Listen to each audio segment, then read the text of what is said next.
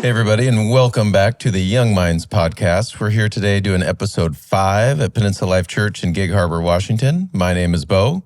And I'm Lindsay, and we would like to thank Cherry Creek Cafe for sponsoring this episode. Today, we get to interview the lovely Grace Estabrook. Hi, how are you doing today? I'm good. How are you guys? So grateful that you're here today. It's been a long time since we've seen you. Yeah, Just kidding, I've been gone. So, like I said, we're super happy to have you on because I think so often you spend a lot of time with people, but you don't usually get time just to slow down and hear more depth about people's stories. Yeah. So I know that you have grown up in a very Christ-centered family. Your parents have always had you in church. When was a moment in your life where you kind of felt that go from just something you did with your family to something that was your, like that start of your real personal relationship with Jesus? Well, it was kind of after I left school. Yeah. And came back home that I really was like, okay, so like this is what this is about. Because I felt the pull from like coming home from breaks and stuff like in the fall and for like Thanksgiving. And I felt the pull to come back home, and like that's kind of where it started, was like that pull to bring me back home. Because I like, and the pull was primarily like strong when I was at church. So I knew it was like God pulling me back home. Like you felt home when you were here. Yes. Yeah. And one thing I think you have a little bit of an interesting story or journey too is that being a twin, and especially you and your twin, not only playing the same sport, but on the same team all through club, all through high school, into college, it's easy to have your identity be meshed.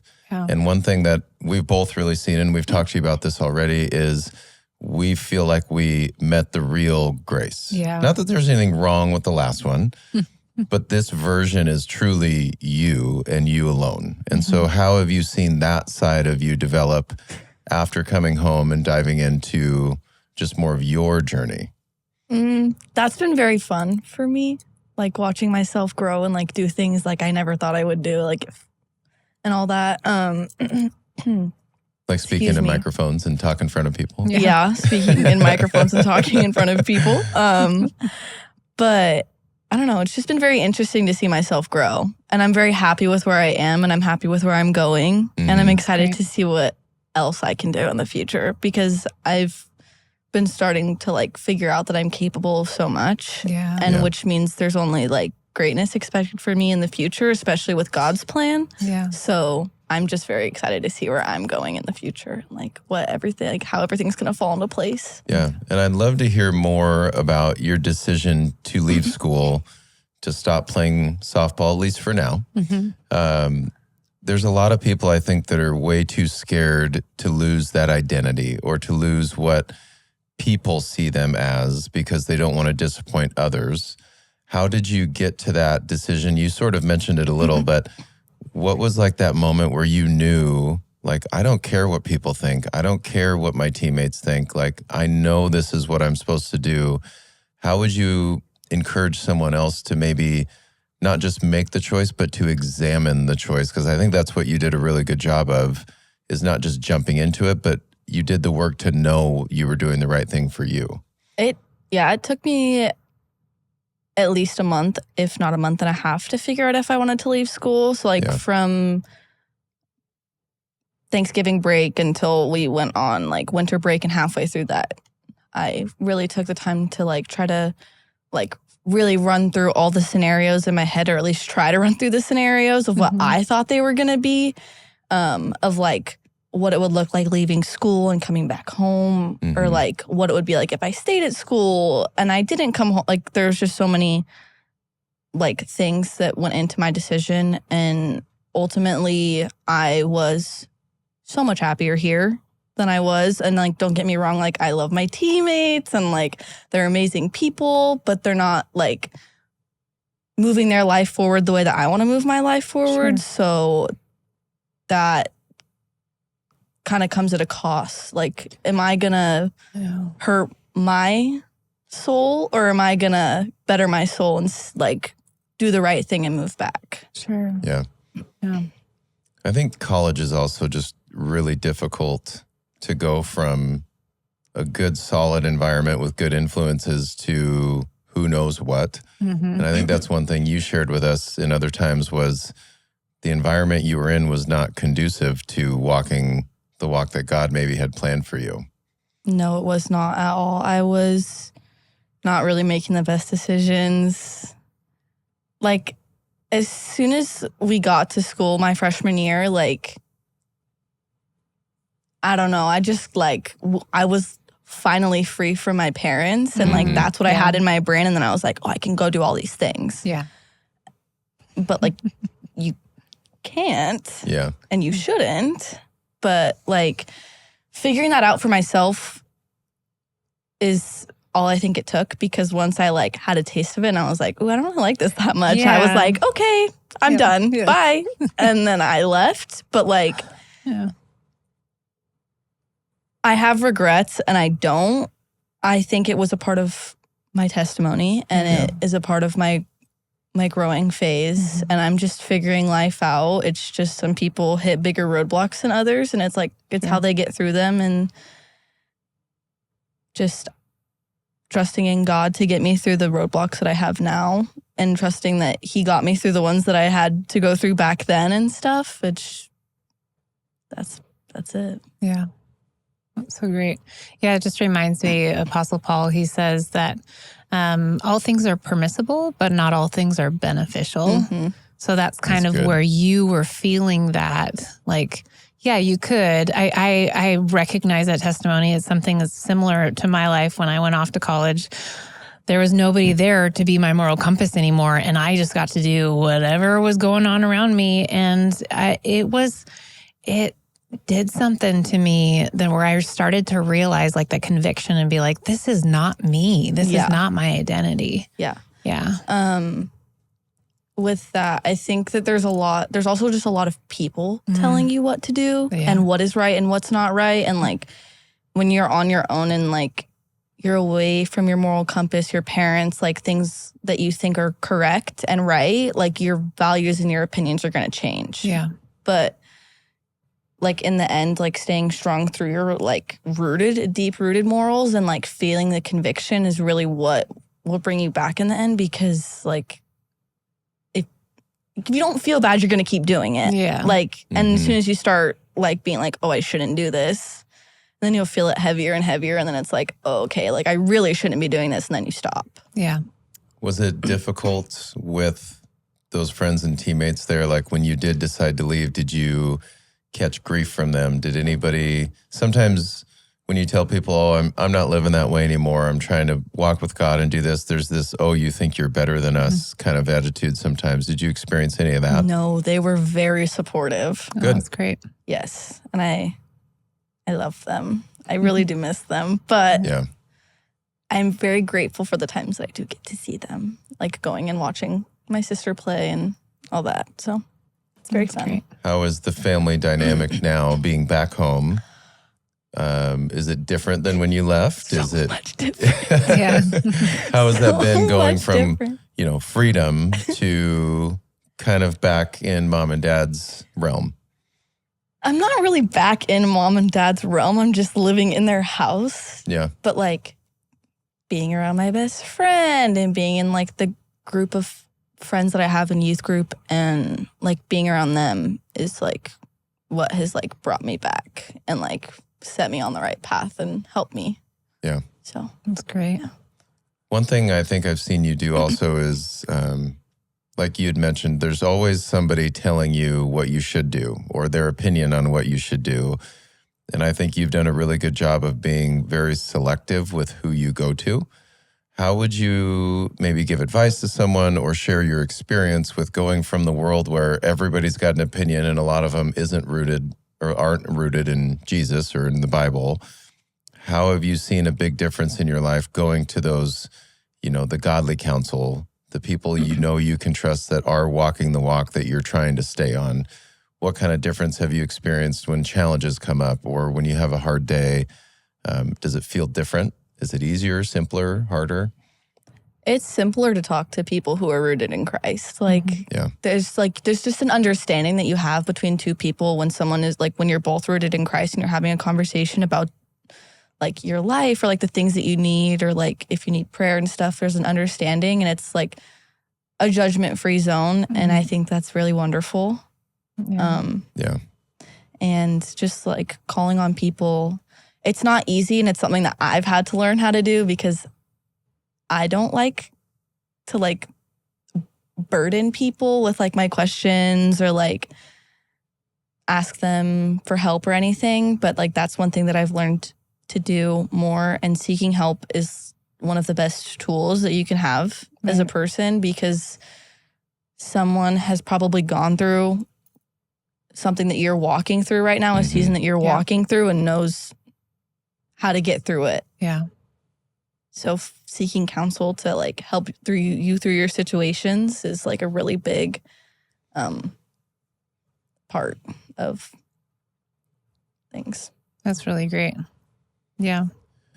How do you think, I would imagine that obviously your plan was to go to school and to study and to get a degree and to do a job someday or have a career. Has that changed since you came home from school? Have you shifted what your future plans are? Do they still look the same, just on a different path? They have shifted. They do not look the same. Excuse me. I was going to school to become a dental hygienist, but that just did not work out for me. Wasn't for me. School is not for me. I don't really know what I'm doing right now. I could possibly become a para at an elementary school and help special needs kids in classrooms and stuff. So that's an opportunity. Right now I'm working as a barista. For who? Who do you work for? Cherry Creek Cafe. Yeah. Great sponsor. Yep. Shameless plug. Shameless plug. Yeah. Yes.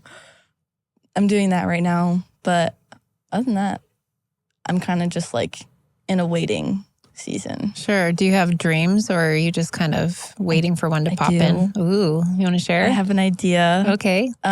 This is the first I've ever talked about this to people other than Breaking news. Breaking news. Other And than this means podcast. that we're going to keep you accountable. Oh, to you this. are. Yeah. You guys are going to love this idea too. Okay, It's the good. best thing ever. So my dad had a client. She's a kiln and she works with glass. Ooh, cool. And I took glass art 3 times in high school. I really love it and I'm passionate about it. I think it's so cool. And if I get a kiln, I could start my own customizable glass cross business. Oh, So you can Oh, that'd be awesome. have specific colors, specific designs. I could literally do anything and everything and put it on this piece of glass and have different sizes and they'll vary in prices and stuff because the bigger, but I think it'd be cool. Yeah, very cool. My mom has one and she does lots of art with hers. So it's really cool. Yeah. That's awesome. That's a great idea. I think, just there's kind of almost the lost art of just handcrafted things, yes. Everything is so manufactured. The fact that you can put so much love into something and just customize, that's really a great idea. And I'm such a hands-on person. That's truly where I thrive. Learning things is hands-on and art kind of more styled things. So I'm really passionate about glass stuff. We'll be watching for you to do that. Yeah, we're going to stay up on you, just like with your other things that we held you accountable to. So one thing I think, too, that I hear in your story is what can seem like a failure in the moment is really an exact stepping stone of God's perfect plan for your life. And I think too many people get stuck on, oh, I tried this and it didn't work, that they miss the door that they're pounding into that locked door and God opened one if they would just turn this way and look a new way. And so I'm really excited that you're open to that and feeling and living that. And I think it's just a great example for people to embrace what seems like something's going wrong. Because so many Bible stories, we read like Joseph in the pit, that dude wasn't picturing his future 13 years later, but God had to build that character in him. And so that's exciting for me to hear you say that already at such a young age and early in this journey, that, hey, just because this didn't work doesn't mean I don't have great things going forward. Right. And so that, I guess that's just my comment there. I don't even know if I have a question. I'm just really proud of you for doing that. Yeah, same.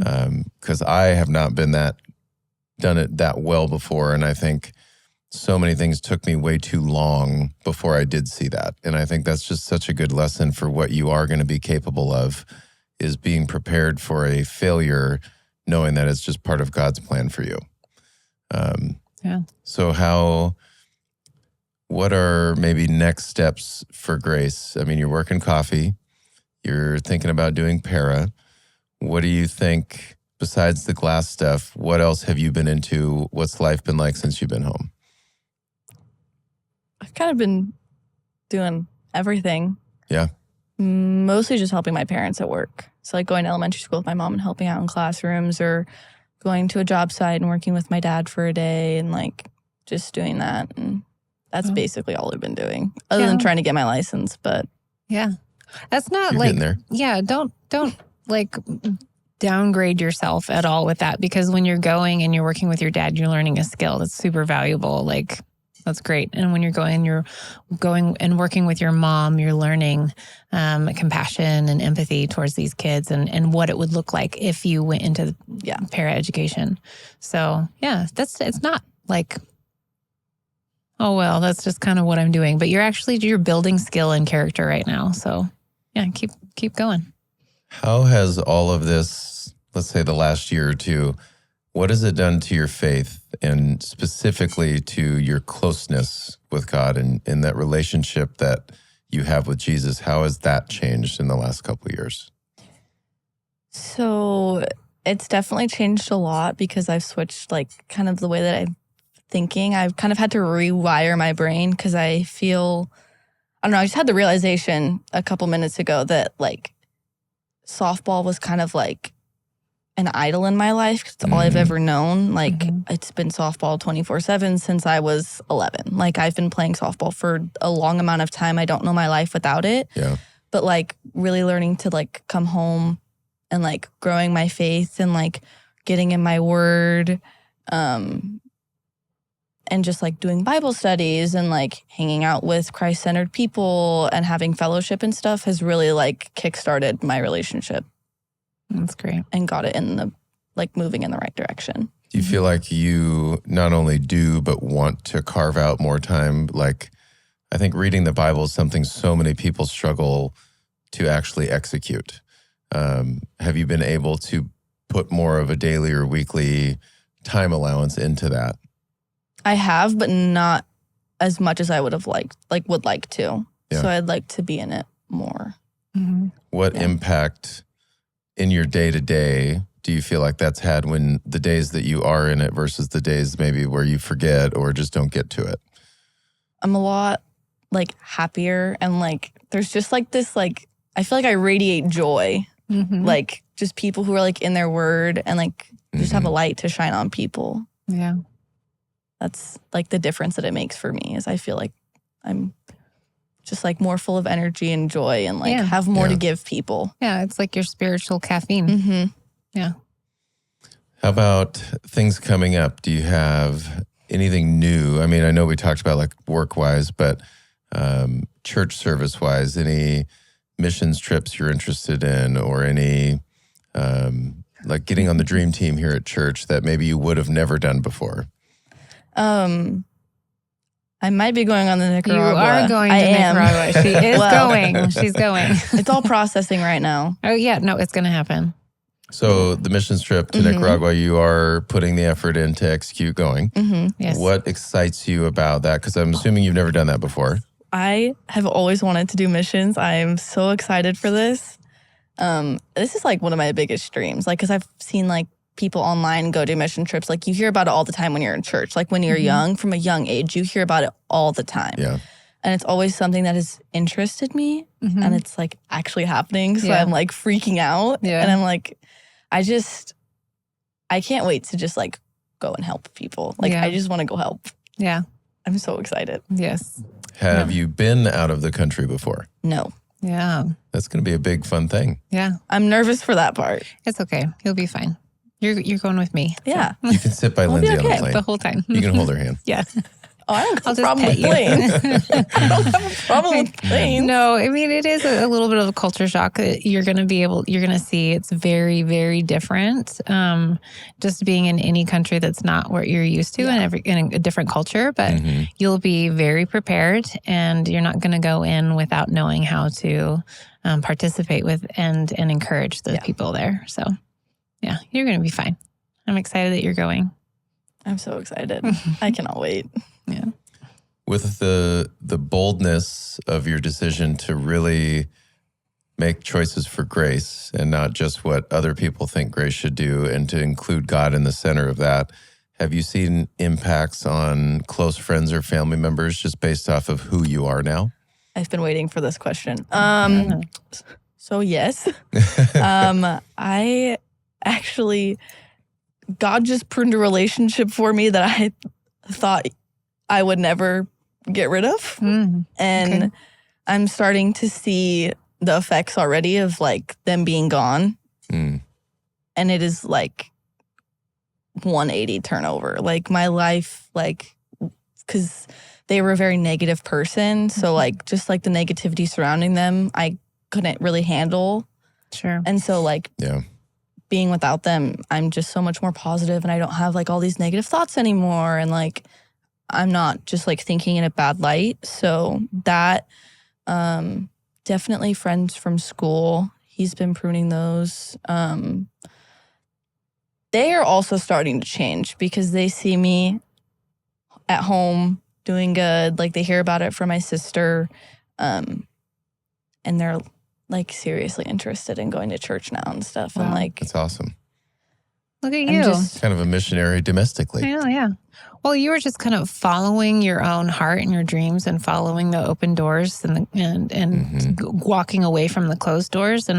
And you literally just were doing grace and they're seeing God through that. So that's powerful. been That's praying for them for a while, a couple months, and we'll continue to keep them in my prayers, and hopefully they get into church and all that fun stuff. It's key. I think Absolutely. it can be really challenging. I know I have family members, immediate family members, that multiple years we've all been praying for to have that encounter, that Jesus experience that just like leaves no doubt that that's the road they need to be on. And so I'm impressed by your boldness and bravery to do that. And I think so often, just like how we've had to go through things probably longer than we thought we should have, but in that process, we can always look back and see God teaching us the necessary things to build the person we need to be. It's pretty amazing to watch you be part of their timeline, that they're going to look back and go, oh, yeah, just like Grace told me, or just like Grace prayed for me, or just like I watched Grace do. And I think that's the community piece that, like you said, some things get pruned, but it doesn't mean that it's gone forever, or it doesn't mean that that wasn't necessary when it was there. But I think allowing God to just take those things out when needed and being humble enough to be okay with it is really awesome to watch. And like we said, we've just seen you explode into this.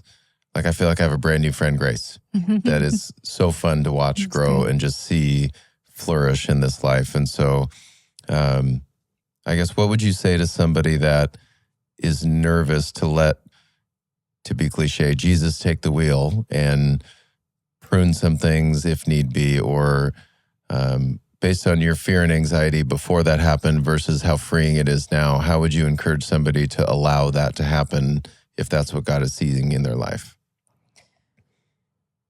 So the first thing I'm going to say is, no matter if you let it happen or not, it's going to happen, because That's good. that's kind of just how he works. Because the friend that I recently lost, I was trying to hold on to. And like, he just one day out of the blue was just like, bye, I'm done. And then I was like, okay, so that actually needed to happen. And I wasn't letting it happen. So God did it for me. So if you don't want God to do it for you, you kind of got to do it for yourself. But if you do choose to do that, then I'd say get in your word, really talk to people who have Christ-centered minds and find your mentors and really talk to them and ask them how to get through them. Ask them questions because they will help you. Yeah, that's pretty much it. Yeah. I just had a thought too, because you were like, what, 9th grade when COVID happened? So like our whole worlds went upside down, and that was such a formidable years in your life is right then, like 14, 15 years old is when that all happened for you guys. And so you went away from community, you went away from what you normally were. And then even just some people like went away from church. Like for myself and my family, we lost our church, just shut down because we just didn't have the ability to keep going. And then we were unchurched for years. And so it's that thing about like not forsaking the gathering of believers and just being with other believers. Because we have could have discounted that for so long. I mean, we could have just stayed and done like online church for the rest of our lives. But then if we're not around community that actually all believes the same thing that we believe, then we are not getting our souls and our spirits edified by other people. Yeah. So I think that that's just a really key thing. Like no matter where you're at, no matter if you're like out of state in a school, or if you're away from home, or you move somewhere, or it's a new community, like find a church family of believers who will encourage you. And that's kind of what has happened with you too, is like you just were away, and then when you came back, it just sparked your faith. So that's what I would love to encourage. Obviously you're going to continue to stay in fellowship, but anybody else that feels that way, where you're really struggling with just making decisions in your life, get in a community of believers if you're not already. And it's just so absolutely helpful. Big time. So yeah, 100%. As you're talking, I'm just reliving the past decade, and the exact same thing. Same thing. So many of us. Miss Grace, I've told you this, but so proud of what you are and who you are. And I want to say who you've become, but it's more of just finally letting who you were the whole time bloom. Yeah.